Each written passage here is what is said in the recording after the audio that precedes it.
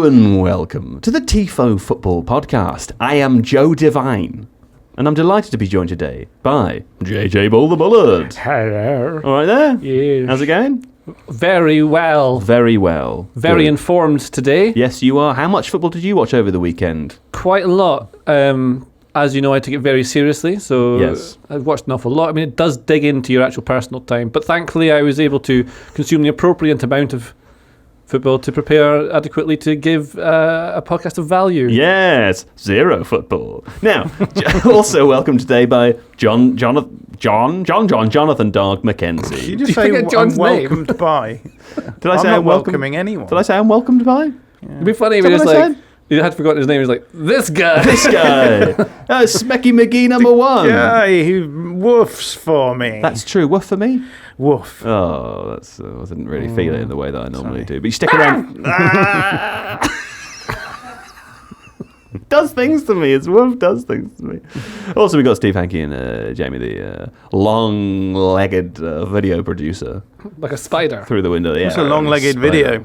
What's a long-legged video? Yeah. It's an evergreen video. A video you can watch 5 years later. Much like the new season of the Tifo Football Podcast, which will, of course, start, John Mackenzie, at near the beginning of July. There'll be when we finish, we've got 2 weeks left after this one of studio shows. We've got our live shows, and then there's a bit of a break throughout July for us to recuperate and restore and plan. And near the beginning of July, we will launch the new incarnation of the Tifo Football Podcast, which will be long-legged. So if you don't check it out then, and you think, oh, I'm really unhappy that they're cancelling the podcast, and John's my least favourite member, and what you're saying it will be sounds like the thing I'm least interested in, don't worry about checking it out in July, because you can listen to it in December when you realise that you were wrong and an idiot. Yeah? That's you. I'm talking about you. Now, we spoke about so much today, gang, didn't we? Actually, that's not true. But there are things here I have to say that we did speak about. How heavy does a bath need to be for it to fall through a ceiling? Remember that? Very long time ago. Yeah. We talked about that. But in the podcast, it'll be quite soon. Yeah, it'll be very soon in the podcast. Man City, of course, won the Premier League. So we talk a bit about them and their season, their team. Is it the best one ever? Is there a large asterisk attached to that success? We discuss that. And John delivers a potent monologue. Probably about 30 minutes in, maybe a little bit less than that. 30 minutes long. Stick around. It's the 30-minute long and 30 minutes in monologue. Very interesting there. But listen to all of it before you form your opinion about what he thinks. The most interesting Bundesliga title race in over a decade. I don't know if it is that, but it is one that Bayern might not win after the weekend. So we discussed that too. Although, JJ, no care. Why don't you care about the Bundesliga? In the same way you don't care Also, about we talked Scottish about football. what percentage of humans are made of water. I think we all know it's 70%, but is that even true? It's not 70, it's way more than that. On average, 97. it's 53% water, I believe. Is it 53%? It's like 97. Well, that's what the running order says. 70 is like the popular fact number. Let's find out. Hang on. I think Steve's just put it in there. How much water is in a human? Steve They don't said believe you, on Steve. average They it's literally 53% don't believe you. water. Well, it depends how much water you've drunk, I guess. Yeah, that's another way of saying on average. Yeah. If I just drink nothing but water for an hour... Did you really think you were 97% water? Because that would mean if I touched you, you would explode. You'd be like, Well, no, it's just, you think I'm very viscous. Yeah, you are quite viscous. I often wonder... Have I used that in the right way? When you walk around in the office, I can always tell you've been here because you leave a trail of water behind you, just dripping off your back. I do that, yeah. Much like the creature that was in the documentary I watched yesterday. Oh, yeah. Do you want to tell people about that? Actually, no, because this is a huge and influential podcast, and we don't get to give out that kind of... I think we should double think about whether we want to promote what you watched. Oh, yeah. That's fine. Because it may well not be true. Very possible, yeah. It's very possible. But in you another could say more you watched exciting way. an alien documentary. Well, not the alien documentary. No. I watched a documentary about something that many people believe may have happened in Brazil in 1986. Aliens. Well, you don't know that. Something happened. Yeah. That's often the premise of alien documentaries, is that we don't know that they're aliens, but something happened. Yeah. But you enjoyed it, didn't you? Yeah, it was called Aliens 2. And Electric Boogaloo. Yeah, Electric Boogaloo. You enjoyed it, and you watched it Aliens 2 Electric Boogaloo, instead of watching football. The didn't dance, I don't like how they put all these like things at the credits of movies where they all dance to like a a dance song at the end. You don't like it when they dance to a dance song? No, especially at the end of Aliens 2. It wasn't. So They did that at the right for you. beginning of the end of the Star Wars one, don't they? Yeah, with the But Ewoks. they got rid of it, didn't they? I Is there a think they've version which cut it? reinstated it. Okay. Yeah, there were bits cut from it, I believe. I think it's Shrek popularised it. It's just like keep everyone like to manufacture their emotion at the end of a movie. So like, I had a great time. I like it. Do you? Well, yeah, in the end with that Shrek when they're singing that song and all I dancing. don't like that. Yeah, I like it, man. And the animation I think looks all it's good. weird, and they always do these little things where someone jumps in front of camera and slides in front of you for a cheap joke. I like it. It's not. No, they shouldn't. You don't need that. I think at the end of Dumb and Dumber, they don't have that, do they? They just Well, let no, the but Dumb and bus drive Dumber isn't away. as good as Shrek. That's Come because it doesn't on. have a dance at the end. You mean that as well, don't you? I do mean that. I've seen There both. Come on, mate. That's unbelievable. Listen, I'll give you that we could have an argument about it and both sides would be legitimate. Yeah. But to describe it as unbelievable that Shrek is in the conversation with Dumb and Dumber is just wrong. It's just wrong. Dumb and Dumber is clearly. I think we need to get a poll in the YouTube. Can we do it? No, it's only in the community post, isn't it? Maybe we'll. Well, anyway, respond in the comments, people, on YouTube. And if you're listening to us on another streaming platform, a Spotify or whatever, head over to the YouTube. Leave your comment below. I really, really feel strongly that Shrek is a better film than. I think Dumb and Dumber is a fantastic film, but Shrek is a masterpiece. I wonder if our like slight difference in age is very small. It plays into that. No, I watched Dumb and Dumber. How old were you when Shrek came out? I don't know what years things came out. Let's look. I'll look for Shrek. You look for Dumb and Dumber. Yeah, Dumb and Dumber is 94. And Shrek is. 2001. Yeah. I mean, there's a fairly significant difference in release time there. Yeah. But I would have watched Dumb and Dumber around the same time. Like I would have watched Dumb and Dumber in the late 90s, and I would have watched Shrek when it came out in the early 2000s. But I have very fond feelings about. I have fond nostalgic childhood feelings about both films, and I feel that Shrek is the superior film. What do you think, John? I literally don't give a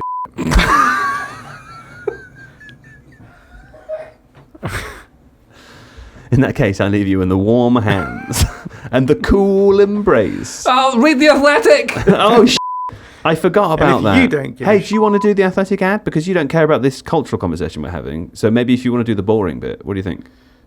Well, the only link is like if you don't give a then You don't need to do it like I do it. Imagine this is a practice for you hosting the podcast after our break when we come back. What kind of ad would you do then for the Athletic? My thing is that I go, oh, it's like this. It's not funny. That's exactly how you sound. The reason And if it's your funny thing is is because it's stupid every week. So what's your thing? You can have your own thing. You don't need to segue. Well, I think we should take this time to recommend to our listeners the Athletic website Why do you think that? because we're contractually obliged to do so. We're not. well, then we'll do it out of the goodness of our hearts then. Right, yeah. But how would you recommend it?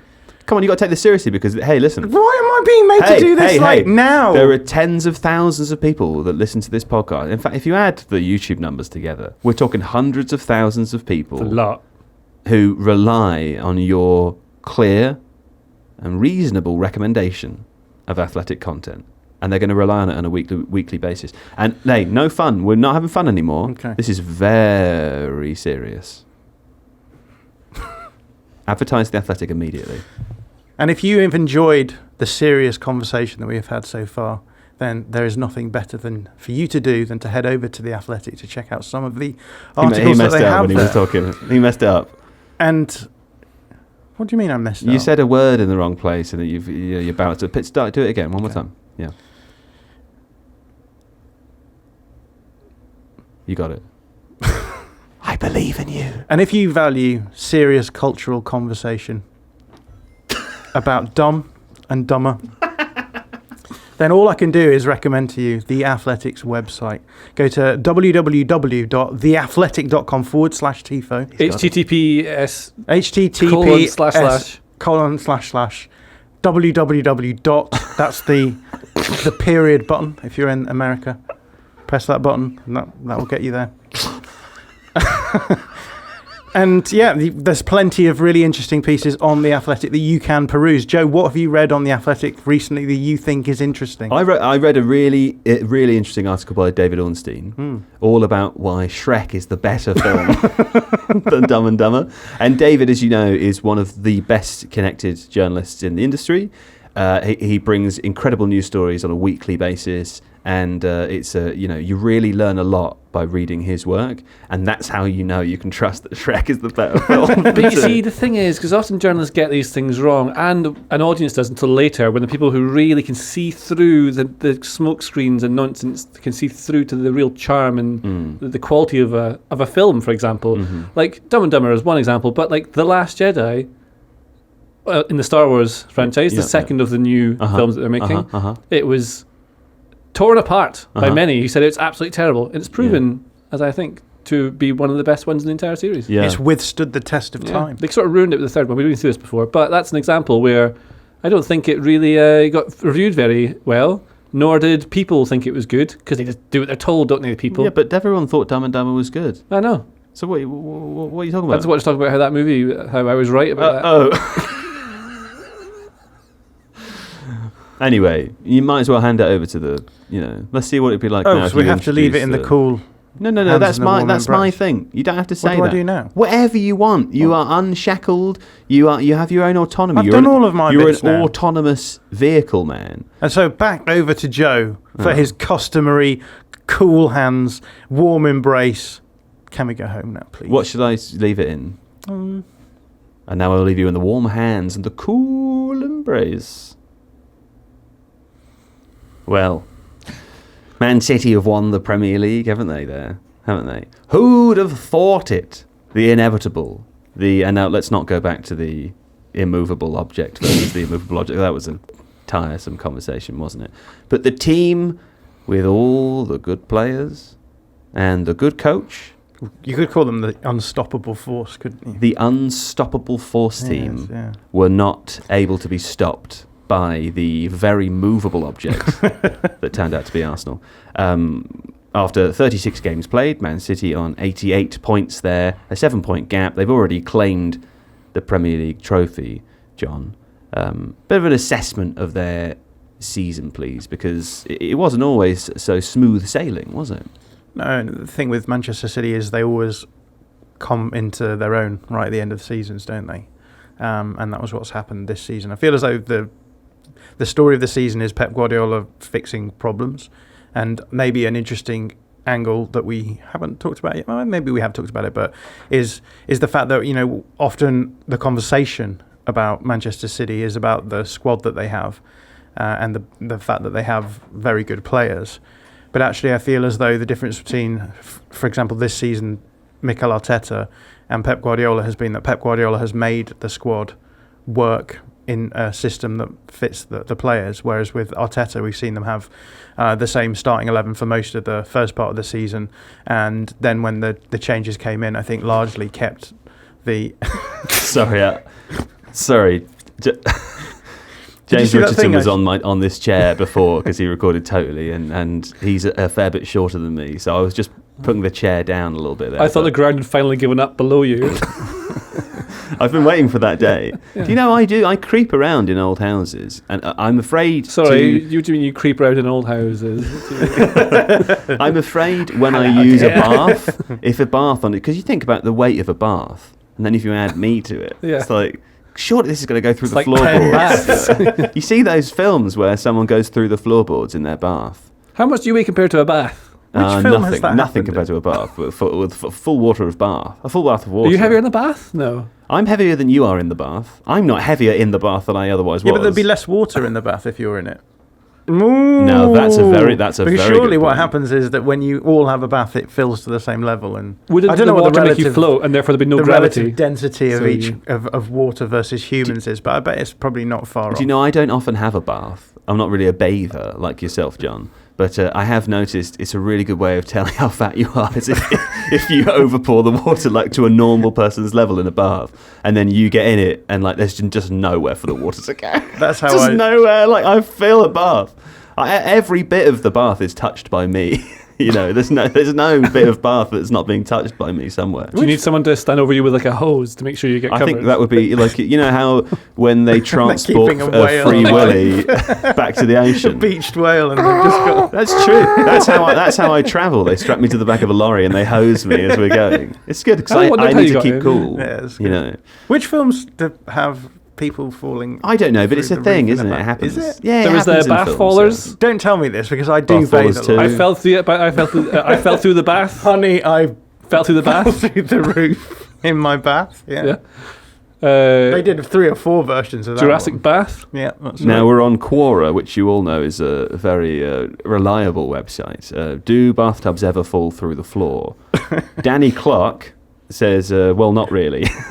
In order for something that large to fall through the floor, it would have to fall through the floor joists as well as the floorboards. That's the thing, you always remember the joists are the security. But Well, that makes it me has feel a lot happened. safer. Yeah, I as a bet if bather. like the floor was rotting because it's all damp and stuff. That's Well, how it and fell this is through. when I first started to worry about it. I used to live in a flat above a bank. This is true, and beneath our bathroom and kitchen was the safe, like the whole back room of the bank. You'd have been fine then, surely. It would have been no. So the issue is, we used to get calls from the bank, like I don't know, once every 6 months to say there's a massive leak in our safe again. I love the idea that we were just like getting our bathwater all over their money. But the flat was owned by the bank as well. We were Right. leasing it from them.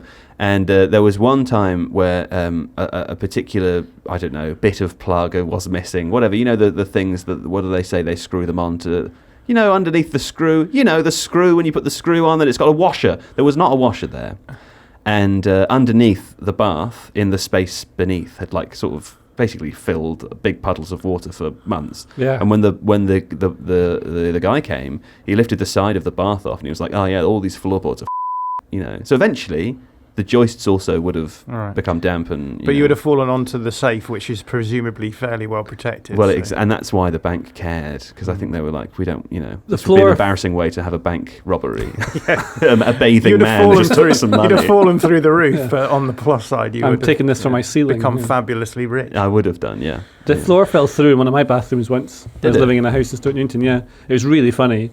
But no one was in it at the time, so that was fine. But it was a washer was loose on the sink Yeah, upstairs, yeah, yeah. so the whole thing had fallen through. Oh, your ceiling or your floor? So it was a lovely like 4-bedroom house, one of these things in Stoke Newington. So Yeah. like the floor fell through it, a huge massive noise. And I think one of my friends came in, saw the whole thing, was like, he didn't know it had fallen through, just came in and it was just full of all rubble. And he went, "What did you eat?" My roof fell in when I was at uni. That was Did it? quite scary in Yeah. my bedroom. I was lying in bed on a Saturday morning, and there was this sort of like crinkling sound, and I was like, "What on earth is that sound?" And then a quarter of the ceiling just dropped, Wow. Holy. and it was like old lath and plaster, so it was just like proper Scary. chunks of. And then stone. after that, Joe fell on. yeah, and Joe came Rolled through the around, ceiling. came through. A naked Joe in my bedroom. on a Amusingly, Saturday my morning. ceiling fell in at university as well, on account of how poorly I performed academically. You know, yeah. Yeah, but you That's pretty good. you eventually That's broke through that. My ceiling, didn't metaphorical you, I think? ceiling. What, to get here? Yeah, look at you now. No, come on, mate. Come on. I should be at NASA. Yeah? Are you allowed to be at NASA if you're not American? That's just the president, isn't it? You could be at NASA if you are. You can be from anywhere, I think, to work for NASA. To work at They NASA. want the best of the best, don't they? Because they're going to Yeah. get us to They got all the Space. Germans, didn't they? Back in the NASA. day? Yeah, NASA. A lot of German scientists. Cross-pollination of ideas. Cross-pollination of ideas, yeah. In fact, many of the greatest, inventions and explorations of the 20th and 21st centuries put down to that cross-pollination. Bit of a tricky, murky area. Nothing says innovation like a world war. Oh, yeah, what were we talking about? We were talking about Manchester City, Joe, Oh, yeah. and I was saying Mm. that Manchester City's season has been basically determined by Pep Guardiola finding the best 11 players, the best structure to fit those best 11 players in his squad. Yeah. Whereas with Arteta, it feels a little bit more like the tactics have been relatively set Yeah. in stone. They Is had that the- a reflection of like how far through those cycles those teams and coaches are, right? Because to a certain extent, what Guardiola, how he solved his Man City problems was still in quite a Man City way, right? You know, he's still like the bulk of his players can do whatever he wants them to, as opposed to Arsenal, who like have, you know, theoretically like half or more of the squad were either predated Arteta or weren't there for that system. Yeah, I mean, I agree, but I also kind of think that the changes that City have gone through are quite big. They were building up with a completely different shape last season, and they obviously brought in Haaland, and things changed. And I guess the whole of this season has been an attempt to solve the problem of what happens when you have a traditional 9, when you've had like a false 9 for years and years and years, or you've Yeah. played in that sort of way. And I think this is why we've mentioned this before in the last couple of weeks, so I won't dwell on it too much. But it's why Guardiola is so good at what he does, because he's constantly able to innovate and is able to solve the problems that his squad presents him. Whereas I feel like with Arteta, I think Arteta has changed things. Like obviously the first half of the season they were able to play with that fairly settled 11. In the second half of the season they did try and solve some problems, so they bring in players like Trossard and they bring in a player like Jorginho. Yeah, that is an attempt to start finding solutions to those problems. But at this point it hasn't really worked out. Whereas with I feel like with Guardiola, it was almost the other way around. It was the conundrum was there from the beginning, and they've slowly worked to a situation where they've been able to play John Stones as a sort of holding midfielder who can drop back in between the lines in defensive transition. So, but this is what Pep does, right? They always sort of march towards the finish line because it feels like everything just aligns towards the end of the season. I mean, do you think therefore, JJ, that means that people have been having the conversation already? Is this the best iteration of Pep's Man City? Is that a good question, or is that, like as John says, it's kind of context dependent, right? Like this is the best version for the problems they encountered this season. Yes. Or do you think when you add Haaland to it, it's just okay? Well, this is worlds different from last year. I mean, obviously that's quite difficult to answer. You can't really give a definitive one. But if you think, what Guardiola said about Barcelona when he was there is that all he really did was built everything so he'd get the ball to Messi because Messi would then score. And he's talked about Haaland in similar terms and saying that he's one of these special players that will guarantee loads of goals. And he is. So you get the ball to him in a certain right situations, you look after him and you'll just win games because although it might sound like what Guardiola does is very complex, it's actually very simple. He just puts really good players on the pitch, make sure they have the environment and the structure to score and win and not concede goals, and they do. Yeah. And so this version of what he's managed to get is, like, it seems like the best version they've got because they have that special player in addition to what they had. Last year they were amazing with that 4-4-2, 2 false nines. Yeah. Controlled games, completely dominated it. The season they got 100 points, you could argue that was the best ever, but then the competition around them maybe got better. Perhaps not this season because they didn't have Liverpool against them. But then that Klopp team that won the league probably wasn't as good as the one that finished second to City the season before or after, whichever way around it was. So I think it doesn't really matter. If you were looking at the results alone, yeah. And obviously we're speaking prematurely because they haven't won the FA Cup yet and they haven't won the Champions League yet, you would assume they will win both of those games and win a treble. I mean, when we're looking back at football seasons years on in the future, presumably we say, well, this is the moment where it properly clicked. Yeah, and you measure teams by the trophies that they win, right? Because you think of like the best ever Man United team was that 99 treble winning. It probably wasn't actually the best ever one, but it's because they achieved it, therefore they are. And when you look through history, there's that Captain Class book that I've talked about a few times before, where it looks through the best teams in the world were and what they're the really successful ones, like the Chicago Bulls or something like that. So you've got certain players who are in there who are the captain, so I don't know what I'm trying to really say here, but this Man City team is obviously one of the best we've ever seen in the Premier League. If they win the Champions League as well... Who is the captain, by the way? Gundogan. Is it Gundogan? Yeah. Okay. Who, I don't know if he'd qualify for the water carrier role of it, because he's like a really good player. Because normally it's a player that is actually quite limited technically, but is a really good, in this captain class thing I'm talking about, in case you don't know what I'm about. But the thing that links all these players as a captain who has that, you can maybe say Fernandinho would have been back in the day. Maybe Gundogan does count. I don't know. What was the question? Well, I'll move on anyway to say, something I think is interesting about this Man City team, John, is that they don't really appear to do transitions in the way, transitional seasons, in the way that lots of other elite teams do. And we had a conversation last week where we talked about every other elite team and where they are right now. Obviously, in the context of Man City probably going to win the Champions League. Very disrespectful to Inter fans to say that, but I will say that. I'm happy to be wrong.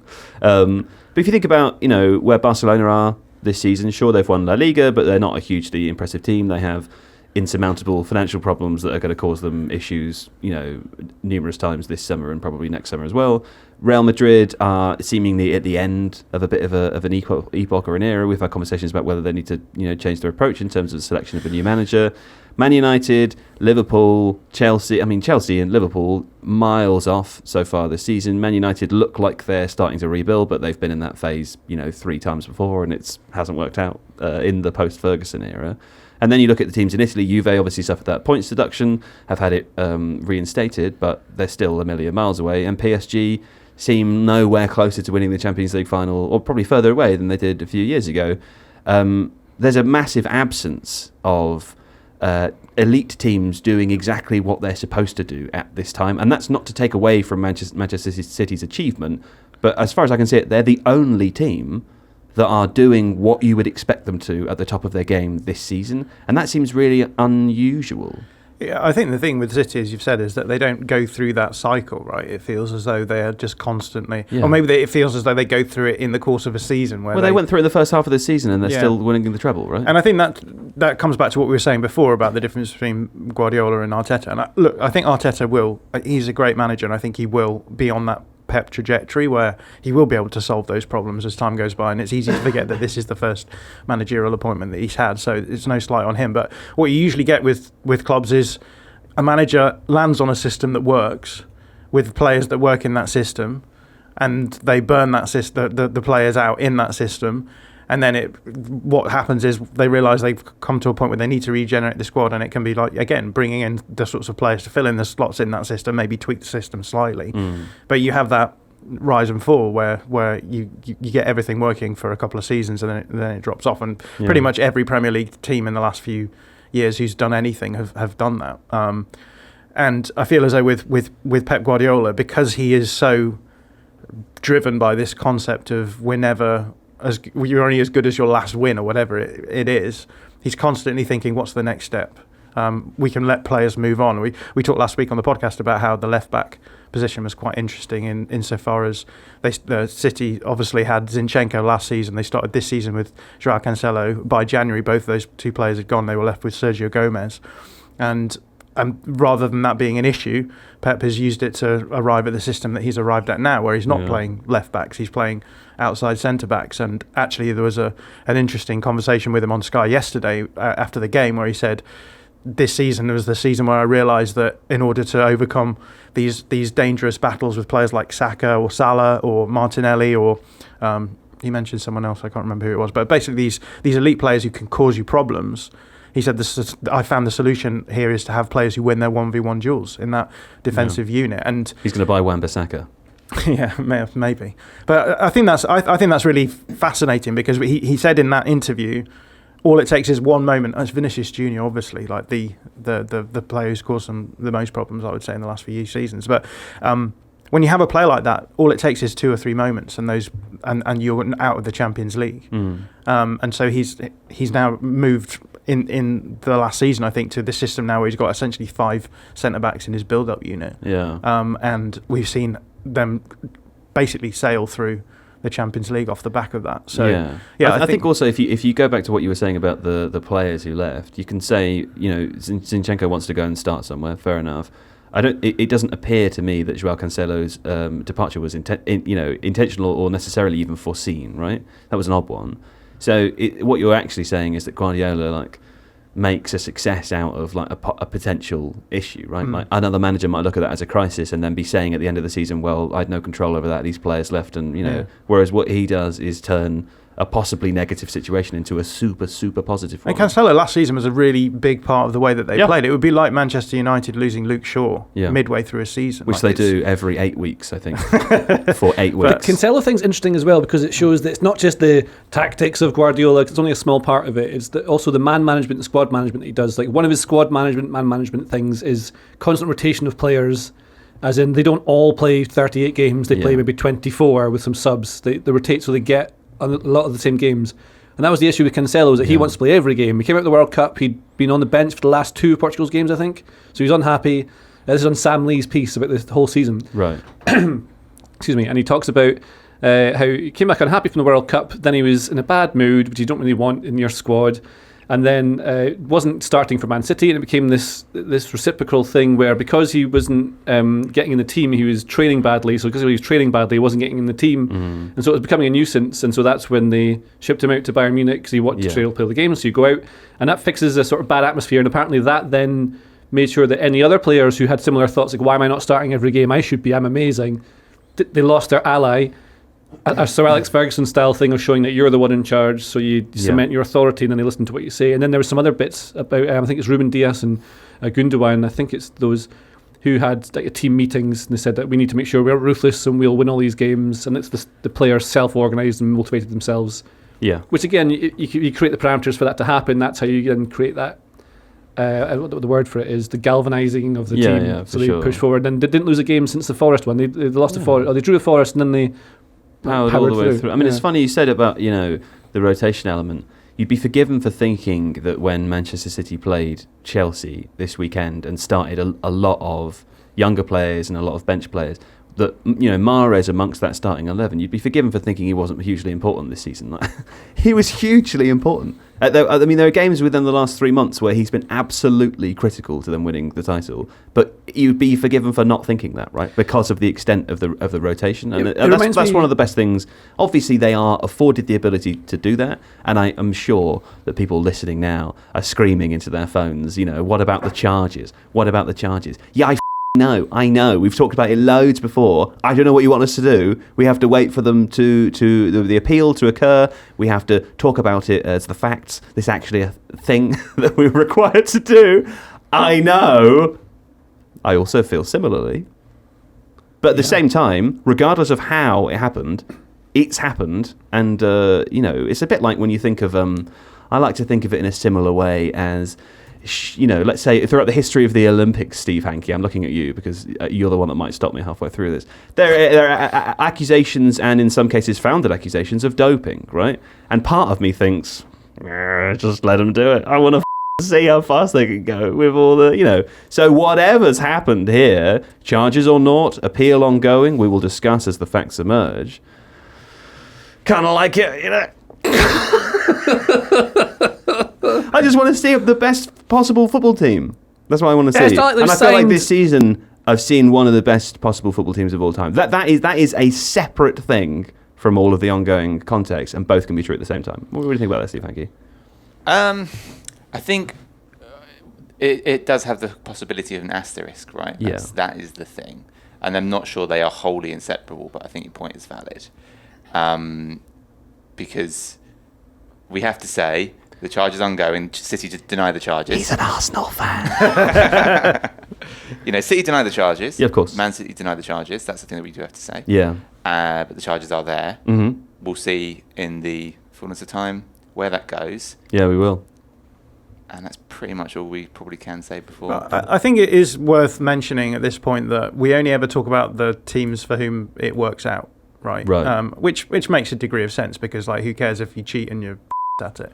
But on the other hand, I do feel as though what's happened in the Premier League has been a slippery slope, right? Which is we found a league in which we try to get financial advantages to invite people in who are going to put money into it in order to generate what is going to be a product which will be viewed by potentially billions of people. Yes. And the whole idea was we want this to be a form of entertainment. We want the Premier League to be the best form of entertainment for football, and therefore encouraged people to spend money on it. And I just feel as though what we're at now is the sort of final end of that thin end of the wedge, right? Which is... Because the counter to that argument, and I know you're not making that argument, but the counter to that would be to say, okay, well, Man City have won the last 5 of the last 6 Premier Leagues, right? We're in dangerous territory here where it's quite fun and smug as a fan of the Premier League to point at others and say, well, look, Bayern have won 11 years in a row, PSG win every year, whatever. That's quite a fun thing to do, and it's clear why it's better in a league where that's not the case, right? But that argument that doesn't happen in the Premier League has been harder and harder to make over the last 5 years. Well, and if can you see any other team winning it next year? Bayern may not win the Bundesliga this season. Of course. In which case, but in the Premier League, can you see any team other than Man City winning the last 6? Right, and if Man City have won this league, so they've won 5 out of the last 6. That's exactly the same turn of events in the last 6 years. Is there any scenario where they don't win it next season? I think it's possible. Yeah, it's not. I just think this Man City team will be one of the best ever, in the same way that like the Red Bulls, the Chicago Bulls will be thought of that, and like the Red Sox, the Chicago Red Bulls. Yes, the Chicago Red Bulls. I'm sorry about that Chicago Red Bulls Bulls fans. Salzburg. But that's it. Like it's Michael the Wings Jordan. You've got an incredibly well assembled squad that is managed basically perfectly with probably one of the best, if not the best manager of all time, or whatever you call it, right? And then amazing individual players who play as a team. So all the things you need of a functioning team are there, as opposed to simply individual stars. But they have one of those as well. Mm-hmm. So all the components of the best ever teams. Like the Bulls had Michael Jordan, but like who else did they have? Well, Phil Jackson always said it was Scottie Pippen that was the real key to that. There you go. Players like Dennis Rodman as well, very important. Who were the other two?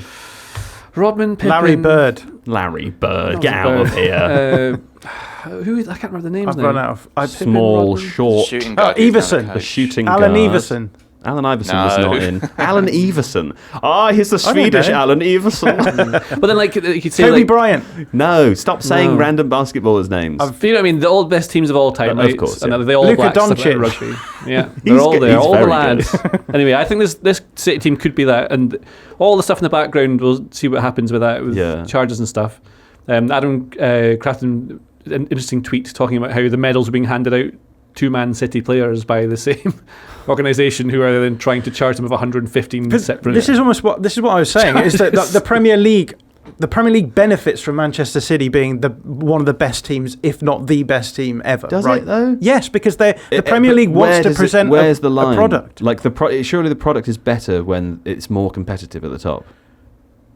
Yeah, well, I mean, this is an aesthetic argument that we could have, but the way that they've determined that the league is going to be best is by having the most money in the league, so the best players go to the league, and et cetera, et cetera. So, regardless of whatever side of the line we fall on with the aesthetics, that's the context that has been generated, I think. And the FFP regulations, which is what a lot of this comes down to, right, being thrown back, were originally designed to stop clubs from going out of business rather than clubs, manipulating them at the other end. I just think it's just it's so easy to be cut and dried and be like, Man City cheated, as though that doesn't have knock-on implications for every other club in English football. But the entanglement that goes all the way through the rest of English football is there, right? English football, yes, has dubiousness all the way running through it, but that started in 1992. It didn't start when a Middle Eastern Emirati decided to invest in a football club. And it's bad. Like, there's lots of bad things. None of us are without sin. But I feel as though it's weird that we have ended up at this point where we feel as though the only way we can talk about this is by highlighting the worst example of it, and then everyone else sort of gets off scot-free. I admire you, but I feel like that's an unpopular opinion. Potentially, but I Are feel you as though prepared to have people upset with you in your tweets, in your Twitter? I mean, people do get upset with me either way. But I know. We certainly do, yes. I kind of feel as though where things started going wrong was when what happened in the early 90s was that the control was taken away from the fans, and football clubs, and I say this all the time, but a football club was a group of people who had a vested interest in a team doing well for whatever reason, right? They all went to the same Sunday school, or they all were working at the same brewery or something. Those were clubs of people who came together in order to play football and to watch football. And I think in the 90s, rich people basically took control of those clubs and made them into, they started that process whereby we could end up at this situation where, states own football clubs, or rich, oligarchs in Russia, or rich American businessmen who can come in and they can treat a football club like a product. And I feel as though absolutely we should have these arguments about what Man City have done and whether or not it's wrong, etc. But I feel as though the context is so much broader than just, did Man City cheat to create the best football club in the world? And I don't know, as a football fan, and look, I'm part of the problem as well, right? Marcelo Bielsa gave his opening press conference to as coach of the Uruguay national team.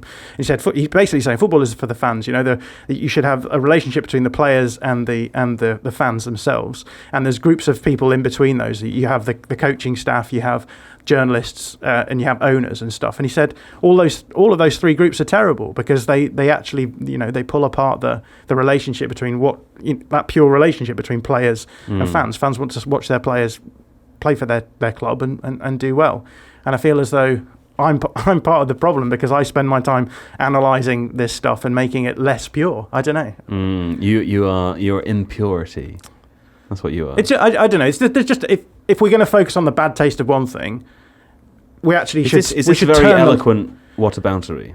No, I think we should turn that. We should turn the light onto all of football and say there are things about every area of football now in the professional game. Well, apparently Arsene Wenger was attributed as coining the phrase financial doping back in 2005. And he was talking about Chelsea specifically. And then later Man City and Real Madrid. Yeah. It's been around for a while, isn't it? Yeah, for sure. Just thought I'd contribute to the conversation a bit. Yeah, man. I'm real smart. You're a real smart guy. Yeah. Yeah, I don't think anyone was suggesting that there's no other financial doping. No, of course. I think some people are reasonably sort of, they think, well, if in the world where, and of course Man City deny the charges, but in a world where they cheated, that's a bit unfair because maybe the other one didn't cheat, and then it would be unfair. That's kind of it. I think that's sort of what I don't know how people are we upset about. express this. Maybe this is enough to do it, but we have to be clear in terms of what's a moral objection to what is happening and what the actual rules as they are say. Yeah. And in the context of this whole conversation, to sort of put a legally binding bow on it,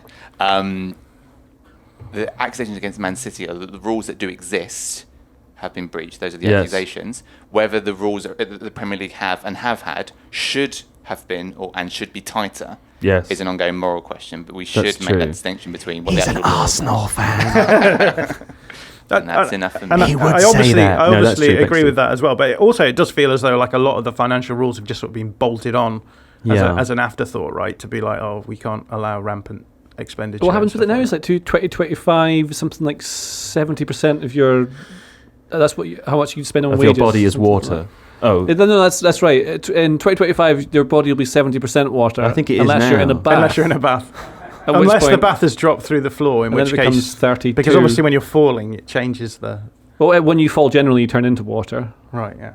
Yeah. So gravity. That's works. what waterfall means, Yeah. right? Exactly. Yes. That's right. Anyway, it's worth saying for listeners that this wasn't in our plan to talk about that, but based on the number of required legal interventions from producer Steve Hankey, lots of people don't understand. It's hard to talk about. It's hard to do it. So when you listen to not just us, but when you listen to other podcasts or you read stuff or I don't know, whatever. If the place is big enough that they are theoretically exposed to being sued for libel, then just think twice before you leave a comment saying, you support everything that anyone bad has ever done because you didn't mention the thing that I think. Oh, by the way, also, on the way out now, there's only 3 episodes left, isn't there? Not everything that people say has to reflect exactly what you think, you egocentric cretins. Good Lord. Not most of the Tifo listeners, I should be clear. And the Tifo listeners all deny the accusation. But I make it anyway. God damn it. Not Tifo listeners, but a lot of people out there. You didn't say this thing. No. Off. Do you know how this podcast is on the way out, yet your job does remain within the company? One more thing I want to say, though, is that The Athletic haven't shut us down. I have seen those comments. But again, they're unfounded. I can understand why one might think that, living in the 21st century and all. But it really is, I won't say our decision because JJ will shake his head at me, but it really was my decision. No one's forced us to do this, so don't worry about it. Anyway, let's have a break now, and when we come back, I'm going to do some comments for you from last week. Mostly for you, some for you, but specifically at you. Yeah, John? Okay. All right. Yes, welcome back. What a lovely break that was. Now, there was some hard-hitting talk on last week's Tifo podcast. You were here, JJ. Maybe you remember. Yeah, you were here. Seb was here too. Yeah. It was all a whole thing.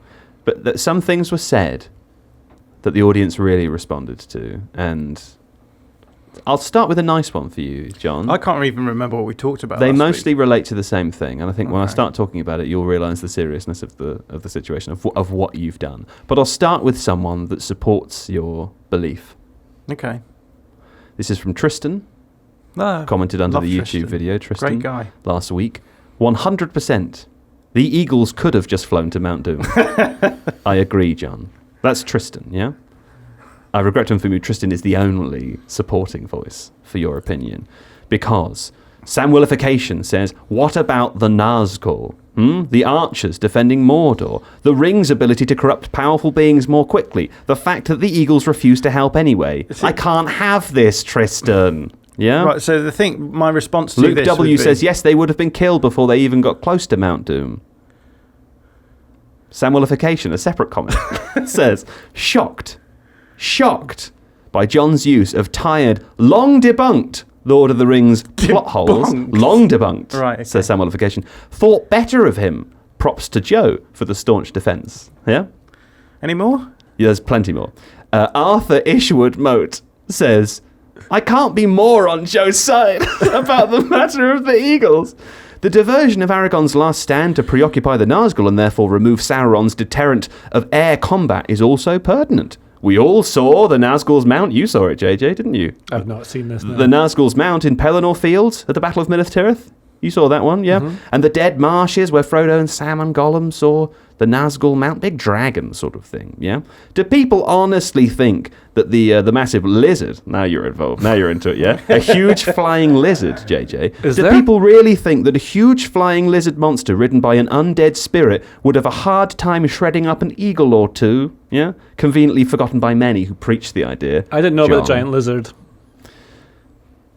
D. Night Walker. I'm bored of this now, if I'm entirely The reason honest. they can't use the Eagles is because the Eagles are intelligent, sentient beings. These are all different theories, but they're all make sense. It's a really crummy plan. Can the Eagles using intelligent, sentient beings to No, they can't talk. achieve ends? Flying unlike into the Hobbits, who Mordor. are famously not intelligent, sentient beings. So now, Callum Boland says, Frodo had the ring because it corrupts more powerful beings intensely. The whole point is that Frodo was one of the only characters that could resist the corruption of the ring. Very important point. So they couldn't just give it to the Eagles. They couldn't just give it to the Eagles, could they?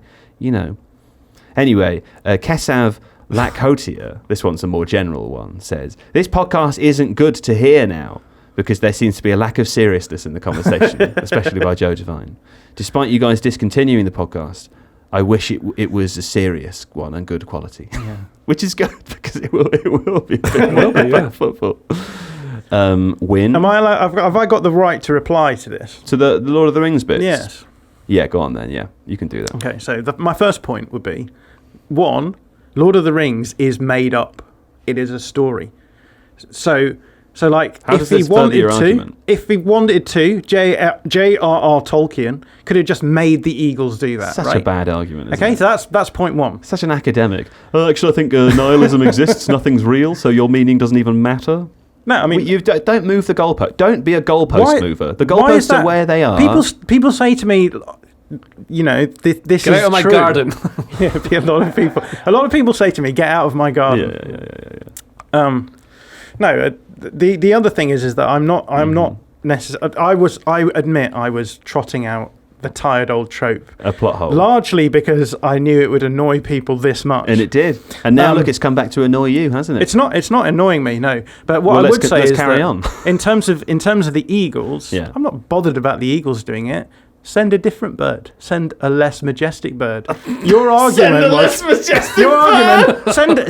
send a less. It's not my send argument. a less intelligent, it was sentient one bird. of 4 arguments. That's just one bit. One Get argument. a giant swan. The Hobbits have to do it because they can't get corrupted, right? Win so send on the a YouTube really quick comments bird, underneath. which is famously. John has definitely said Schadenfreude on this podcast before. True. Yes, you have. No. You claimed you'd never said it before. Receipts are over. Here's a nice one from Dylan Blue. Nice to see Seb back. That's true. That is nice. With some actual adult behaviour and insight. Yeah. The other 3 are getting sillier and more in-jokey every week. Yeah, that's true. And while they might be having fun among themselves, We're not. Let me state to the record, we are not having fun. it looks pretty stupid after a while. Yeah. It's probably for the best that they're ending this podcast, if that's the level they're pitching it at. Yeah? Yeah. Look, all I'm That's the saying last- is, Oh, no, there's one all I'm more. saying is that hobbits are like the worst creatures that you're going to send. There's plenty of humble creatures who can make their way to Mount Doom that are much more mobile than hobbits. Sauron's main goal was to find the ring, yeah? He was convinced that he had to just wait out until someone was corrupted by it and they would, bring the ring to him. Only a few could actually bend it to their will. That was his biggest fear. He was worried about that. So when this guy says, when Aragorn arrives, at the gates of Mordor, Sauron believes Aragorn has the ring, and so these characters are pushes so all of one-dimensional. his Is Sauron the big forces eye? into Is that what it. that is? Yeah. So that's how the does it have a gun. ring then? Well, indeed, very confusing. Where does it put Have you the ever heard ring? of the Holy Spirit? Indeed, I have heard of the Holy Spirit. Have you heard of Ask me what it Jesus does. Christ? I have heard of Jesus Christ. What about yes. God? Have you heard of God? Indeed, I have heard. Yeah. Have you heard about them? They're a holy trinity. It's God the Father, you should technically say, because all three are technically God, according to... Well, that's what I'm about to say. They're all God. And how could they have a ring? But they do. Have you ever seen Jesus' ring? That doesn't make sense. No. No? Does he wear a ring? So Dortmund might win the Bundesliga. All I'm saying is, I think That's why he emptied his lands and tried to kill everyone. Why didn't Tolkien put Jesus in Lord of the Rings? If they flew, because it's kind of Jesus-y. I mean, you I know, bet he could it's sort of fly. like, you know, He it's could, like he could have flown to Mount Doom and done whatever he did to Sauron. he certainly would have walked over the marshes to get there. Water. Maybe he could have Yeah. stopped Sauron from being evil with love. Do you think he would have done a better job? Jesus. Yeah. Don't know. In a Someone's Land going Rover. to come across and tell me that Jesus is the manifestation of Manwë, the original divine being in Lord of the Rings, and therefore he can't Manwë? fight against Nazgul because everyone knows that the deep, deep lore that no one's read states something, and that's it. That's idea, though. it. Jesus is like a superstar, but on his trump card, weakness, Nazgul. Yeah, exactly. Which is what basically is on the Eagles trump Yeah, card. it's 100% on the Eagles weakness trump card. Naz- That's how it works, Nazgul, man. yeah. Nazgul Anyway, beat everything, so... let's talk about something else unbelievable now, because it turns out we're going into the final day of the season, JJ, the Bundesliga season. Oh, yes. Borussia Dortmund leading the way. Now, what did you make of their performance over the weekend? Pretty good, I thought. Bayern have been surprised that they've dropped so many points. I mean, I looked at a lot of Dortmund this year as well, you know, in a Tifo IRL video, which did not perform well. And so it's interesting to, then I saw the starting lineup for the game. Uh-huh. Before Sebastian Aller, they were not that great. Since Sebastian Right. Aller has come back into the side after overcoming testicular cancer, Yes. like mad props to Sebastian Aller. Yeah. That's a difficult thing to do. They have been much, much, much better. And I think if you look at the league table side by side, like before Aller's back and after, I think Bayern dropped to about third or fourth, and Dortmund are top with, I think is it Leipzig below them? I can't remember. Anyway, basically, he's helped them with this massive like push towards. Who do you think Maybe Augsburg's best Sebastian. player was? Augsburg's best player? I'd have to say Engels. That's true. Okay, that's actually true. And how many points did Borussia Dortmund have? The most. Yeah. 70, I think. When JJ came into the room today, he said to me and John, when Steve Hankey wasn't listening, what did he say? What did you say, JJ? I haven't watched any football this Yeah. weekend. And what did I say? He went, yeah. Then I said I was going to ask you difficult questions about it. You've And I done said, look how I win. You have done quite a good job, but you've done a good job in that way where, like, you read an article and you think that's good, and then, like, 5 minutes later you go, I didn't say anything. Well, that's what a lot of podcasts do. I know. It's one of the reasons we need to end Yeah. the show. Yeah. Maybe 'Cause they we're- should have sent Sebastian Aller with the ring to Mount Doom, You seeing think as he's he would have such been a better than great guy. an eagle? Yeah, maybe. I don't know what's on his trump card. Nazgul? No, keep the bit going. Do more. I think tired. that was a successful bit. I'm tired of the bit. Try I'm tired more. of the bit. What, Try one more time. footballers? Yeah, give it another go. Who do I think is the best footballer I'm to just carry saying the ring to that Mount one. Doom? That bit was a bit flat when it came in. You didn't get a I- laugh from the I've- room, but just try. Keep I- going to I try and get wasn't another aiming one. to get a laugh. What were you trying I was to get? aiming to have some sort of catharsis Did you feel it? in this room. Yes, I feel much better now. Are there do. women hobbits? Yeah. Of course there are. Wobbits? Are there female wizards? Witches? Witches. Don't know. There aren't any in the films. There are. Oh, I guess there are magical elves that also do magic that are women. But who could say? So yeah, this would be the first time that Bayern haven't won the Bundesliga in like 11 the years. 11-12 season. We noticed how Steve's started to try to do my job. Now there's only 3 episodes left. He thinks I've lost it. I'm doing it on purpose. Yeah, I know. I'm doing it to upset him. Yeah. What was that, Steve? Say it again. This would be. I'm Steve Hankey. I want to leave the office at a reasonable time. That's a good point. That is true, though, Steve Hankey. That's very true. And this was exciting. I actually turned off the Chelsea City game yesterday because boring, all already decided. I don't want to watch people lift a trophy. I want to watch people maybe lift a trophy. And of course, Bayern Munich dropping points against Leipzig. They went 1-0 up, and then Leipzig won 3-1. Big game, big results. Bayern fell apart a little bit. Borussia Dortmund played Augsburg on Sunday, John, with the possibility that if they won that game, they would be in the command position for the final day of the Bundesliga season, which is next week. I believe they play... Who do they play? Who's in the final game? You got it in the thing here? Who are Bayern playing? Oh, yeah, no, here we go. Bayern are away at Köln. And Dortmund are at home to Mainz. Mainz 0-5. It's very exciting, isn't it? Yeah, do you remember it is possible. Hold on one second, just let me wrap up because otherwise Steve will be upset. It was on this. The overall point is that if Dortmund win their game next week, they will be the Bundesliga champions, and that hasn't happened for 11 years that any other team apart from Bayern has. Very exciting. Yeah. So, what's his name? Nagelsmann's done a very good job. Right. Well, he's gone now, isn't he? Do you know? I talked about this in a relatively recent podcast, talking about how VAR has changed a lot of things that maybe you just don't notice. And one of them is that game. I can't remember the team they lost to, but they had 2 penalties overturned. The same player was booked for diving, and they were both definite penalties. Right. Which then meant Bayern lost that game, and that one game alone, which they would definitely have won because they were already winning. It was not for.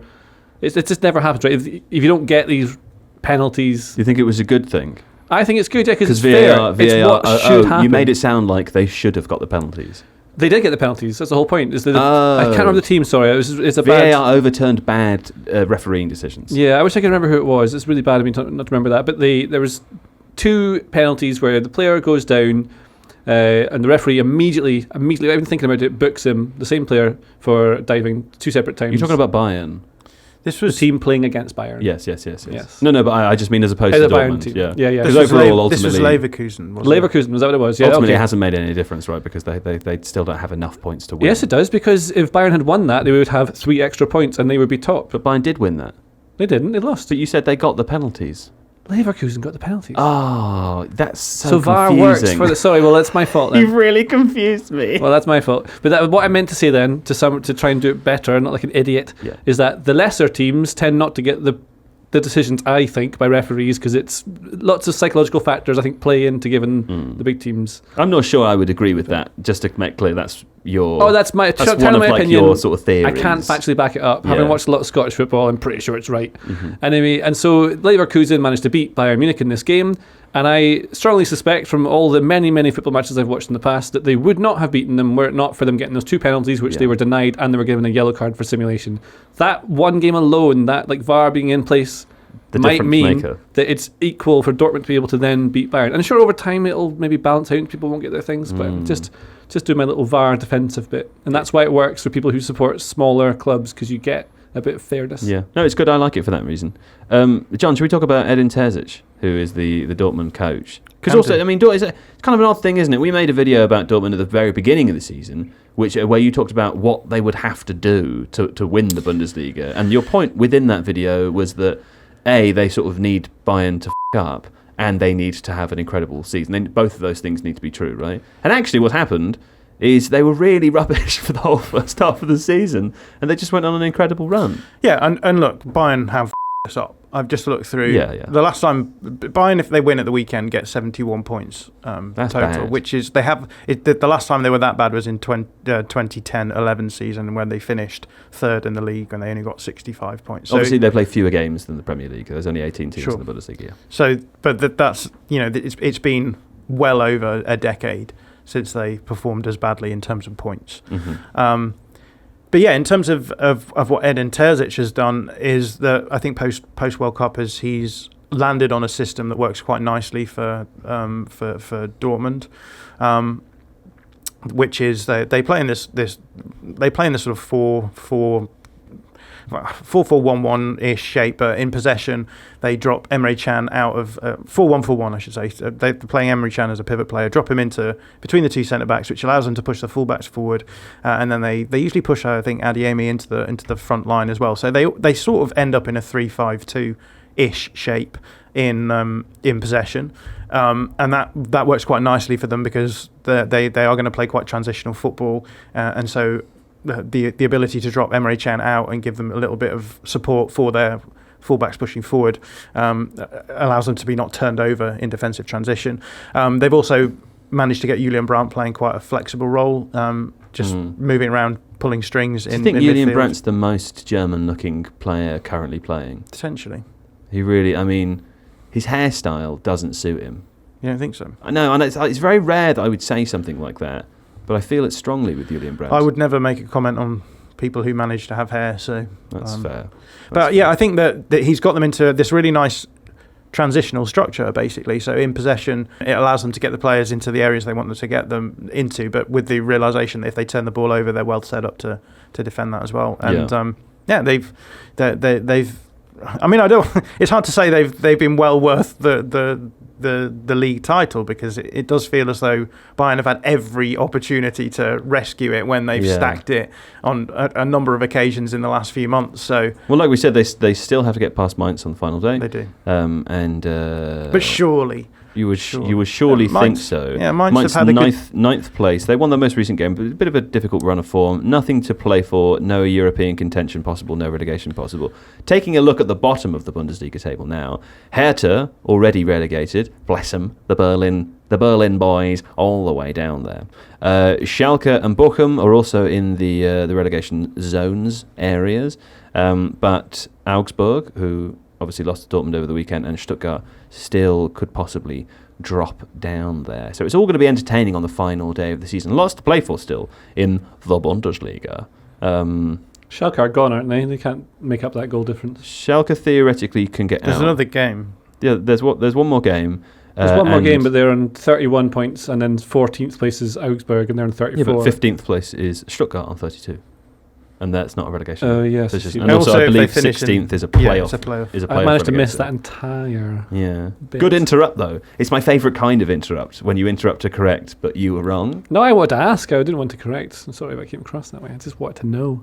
Don't play it down now. To learn. Did you actually? Yeah. You are the most uncurious about the Bundesliga man I've ever met in my life. I really don't care. You don't care at all. Even when it's like literally the most interesting thing that happened this weekend. You couldn't Every time we've said, let's talk about the Bundesliga this week, you've made a joke about Bayern winning it in the end. Which is quite funny. Do you think they'll win it? We tried to have Seb Stapleblore here today. We had technical issues, unfortunately, but I'm particularly smug and delighted today because I've been saying to him for 8 weeks that what if we should think about Dortmund, because what if? And he's like, no.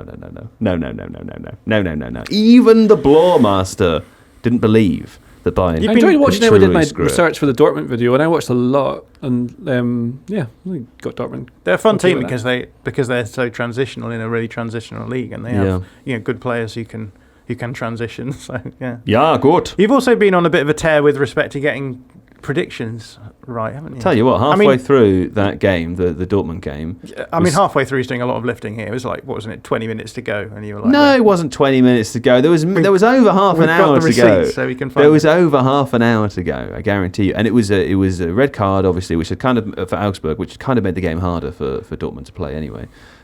Scored one goal. You made a reasonable comment, which was Dortmund are going to need more goals because Augsburg started to come out, and they were a little dangerous, And I said, it's 3-0 for me, end of the game. And I was sitting there waiting. It was 2-0 all the way until 94 minutes. And I was thinking, John's going to be That's the only reason you carried on John's watching that game, there waiting to text me saying, 3-0, did you say? And they scored in the death. I think that is a very unfair characteristic of what I would have done in that situation. Of course it is. But you wouldn't have watched that game if you hadn't have said that they were going to win 3-0. I was into it. I liked it. I like to watch games with players I don't really know. I watched Engels for the first time. Engels, JJ Bull's shout out there. You're loving Engels instead, right? I'm loving Engels instead. He's really cool. He seems great. Tell me about Engels. He's a young dude who plays for Augsburg. That's his first competitive season, apparently. Yeah. Very exciting. You should watch him. I did. Yes. And that's how I knew he was the best player. Liar. Liar, liar, pants on fire. It's correct, though, so Yeah. you couldn't prove otherwise. Let's have another break now, and when we come back, we'll talk about a different relegation scrap. Okay, Leicester play tonight, I think, as we're talking. So by the time this podcast goes out, you will know the result of that, and we will not know the result of that. So this could all be different. But They're playing Newcastle, aren't they? they're playing Newcastle. They're probably not going to win. But anyway, Stranger things have happened. stranger things have happened. Now, Everton, of course, results from the weekend. Well, maybe we should start with West Ham Leeds, actually. Just very brief. It's a brief foray to West Ham Leeds there, John, because they weren't very good. I mean, they were okay in the first half, but, you know, that West Ham team weren't great. I think that what we've seen from Leeds under Allardyce is that they come out quite intense in the first 15, 20 minutes. And the idea is to try and get a goal and then do enough to hang on to that goal. And it hasn't worked. It didn't work out, It didn't work out. But obviously against Newcastle, we got the early goal and then a penalty to go 2-0 up, which was missed. And then Newcastle got back into it. And the same was true with we went 1-0 up against West Ham and then had a complete inability to control the ball at all. And in the Premier League now, you simply cannot hang on to games in that manner anymore because opposition, it was a West Ham who had won in the the Europa Conference League in midweek. Night, yeah. They'd obviously enjoyed themselves in celebration of that, and then had only had one training session before facing Leeds, and they sort of not to mention a lot of unrest at the stadium as well, right? Yeah. So like, who could forget Knowlesy? Yeah.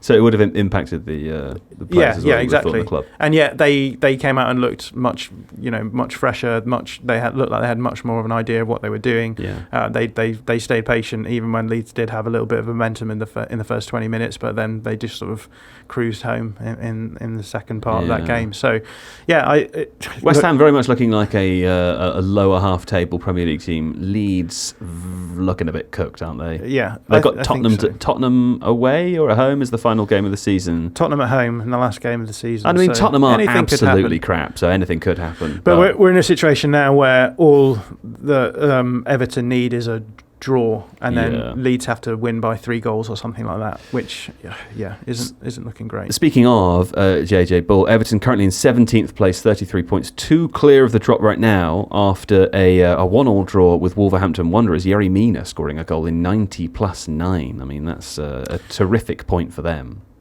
For Everton? Yes. Well, Sean Dyche is the manager. Why did you even come to work? Well, I don't know. The relegation teams are kind of nuts. It's nothing makes sense at the bottom. Anything can happen. Anything can happen. It does. Maybe the interesting thing to talk about is how the Premier League randomly. Don't rescue him. I'm rescuing him. Okay. I can get out of this. Yeah, he's Mount Doom. I'm an eagle. It's all great. The Premier League randomly decided this weekend that they were going to do long injury time numbers again. So this game went on for 10 minutes after it ended. Same with Liverpool as well. Like 9 minutes. Exactly. So, which it seemed like a weird. It seemed like a weird point of the season to be like, right, we're going to go back and try and do that again after we did it in the World Cup. Yeah. There's been a lot of criticism about time wasting recently. I think they did that on purpose so that they can choose who stays up. It's a conspiracy. Because you have clout, Joe. I've got clout. Yeah, you did that tweet about time wasting being boring. Did I? Yeah. Don't remember. Was it good? Yeah, it was one of your better ones. Was it? Yeah. You can follow me at JM_Devine on Twitter when I tweet once every 12 days. Did Calvert-Lewin go off injured in this game? No, he's done again. He also went off in the last game injured. Games. He went off injured twice. Half-time at Man City is a precaution for a tight groin. Yeah. I got one of those. Me too, actually. I've got an injury. Yeah, there's a chair incident last week. Did not help in that regard. The chair incident tightened your groin. Yeah. It also tightened mine, watching you fall. Pain. Anyway, he also went off in the first half of the game against Wolves. Oh, bless him. Okay. Just needs a summer off. Patrick Bamford also went off injured. If we're talking about he had a year nines off. going injured. Rodrigo had a plantar fascia problem and played the last 20 minutes of the game hobbling around. Yeah. What are you saying? The Leeds players are heroes. Leeds players, they're are heroes. also broken. Give them the ring, send them to Mount Doom. That's what I'm saying. Yeah, send the Leeds players to Mount Doom No one and would let them plop expect in the them, would lava they? of the Championship. Sauron would be like, it's just Weston McKennie. Walk on right in. Yeah, that's right. Now, also, Nottingham Forest won, 0 Arsenal. That was an unexpected result, except it wasn't, because it's exactly the sort of result that you should expect in the current circumstances. Lovely goal from Toa Oniyi. Very impressive from Steve Cooper and the gang. All the gang down there at Nottingham Forest. That's right. What do you think? Yeah, I mean they've had the perfect run in for the end of the season. They played Arsenal. No, but as in you want, if you're going to play well at any point in the season as a relegation team, when best to do it than right at the end. And you mentioned Taiwo Awoniyi, and he's been absolutely fantastic for them. And we've just listed off a whole load of forwards who've been injured for clubs and made them worse going off. And Forest have had a forward who's actually been able to lead the line for them, hold the ball up, get involved in link-up play, but also score the goals as well. Gibbs White has been just so much better than I thought he was. I like it when I get someone wrong like that. I like it too. Yeah, because normally I'm quite good at telling if they're good or not. It's one of the things. It's one of the few things I think I'm quite good at in football. Is like what are the other things? That's probably it. And so then, Gibbs, he's been great though. Just a really tidy player. Does really important for how they play. I think that's the game before this one. He was giving the ball away quite a lot in dangerous situations. So you can tell he's definitely learning when and where to be able to do the things he can do. But really dynamic, really quick, clever feet. Just a nice little player to have in. And that's made a big difference. Keylor Navas is really important. I even noticed that Serge Aurier has been quite good for them. Like a leader, he goes and has little chats with people all the time. There was a thing recently where Brendan Johnson should definitely have cut back the ball to the edge of the box rather than putting it across the box. This was in the previous game, not this Arsenal game. But Johnson's making the wrong decision because he's a player who could be good if he gets the decision making stuff right. And then Aurier goes over and talks to him and explains why. He's like, I can see what he's doing with sign language. He's saying that if he puts the ball across the near post, the defender's reading it, they can slide in, but look at this guy who was at the edge of the box, that's where you should go. So we'll probably see Brendan Johnson doing that going forward. Yeah. Okay, well done to Nottingham Forest. Yeah.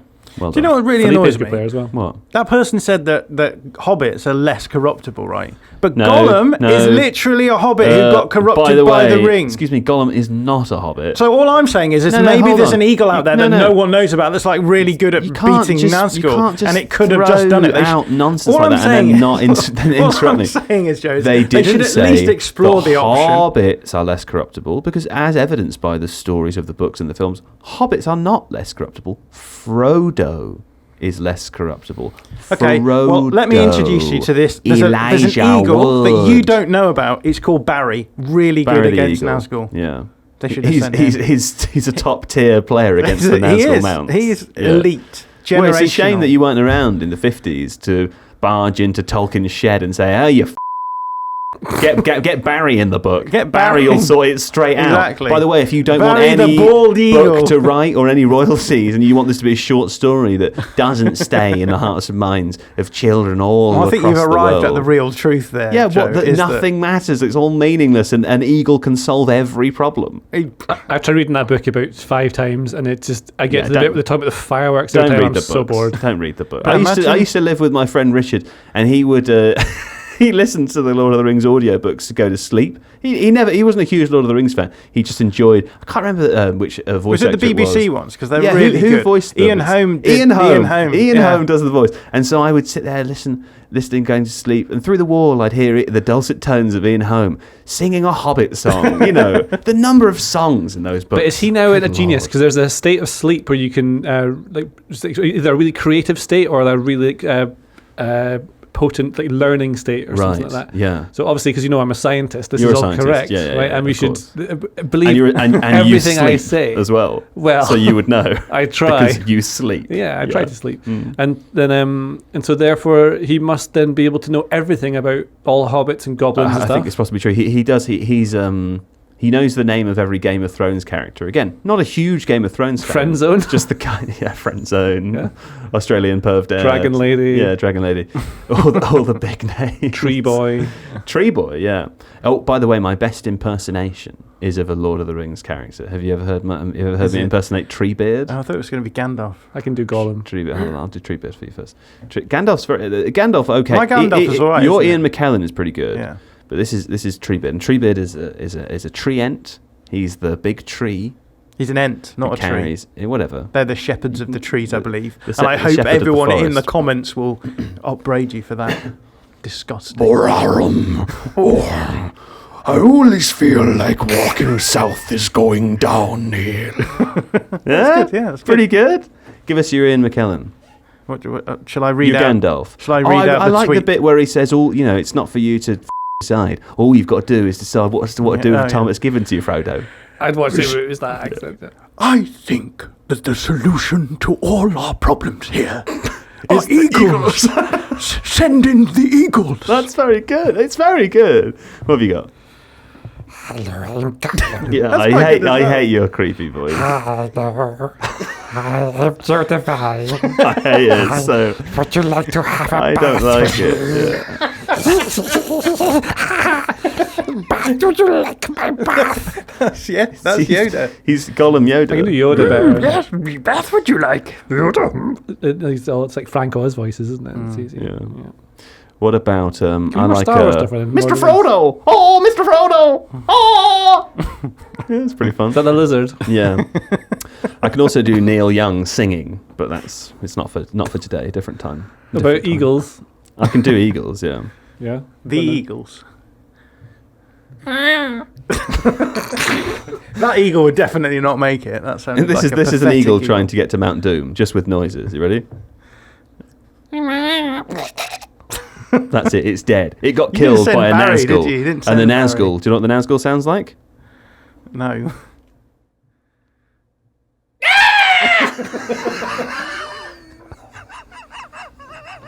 That's what the Nazgul sounds like. What the hell? I can see why they won. With It's with the Nazgul's mount, not the Nazgul. Anyway, it's the end of the podcast now. The end of the Tifo Football Podcast. We talked about 2 games. Oh no, we did a little bit. We did loads of stuff. Yeah. We'll be back again next week. There's only 2 more studio Yeah, look forward to episodes that. now. Only 2 more studio episodes to come. Pretty exciting. We've got some special treats in order. Do we? I don't know. We probably will do by the time we get there. Yeah. Now, listen, we'll be back next week, but thank you very kindly to JJ Bull the Bullet, Thank you. Jonathan Dog Mackenzie. There we go. Steve Hankey, thanks so much for today's podcast. You're welcome, precious. And of course, the long-limbed Jamie, video producer. There he goes. His arms are up in the air there. Very long arms. They're all long. And legs.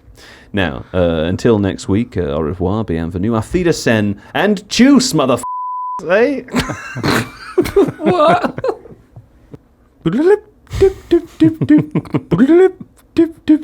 That was okay.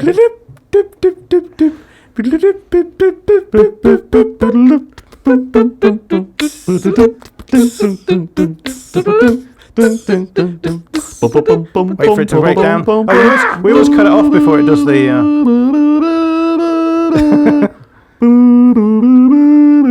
Is that how it goes?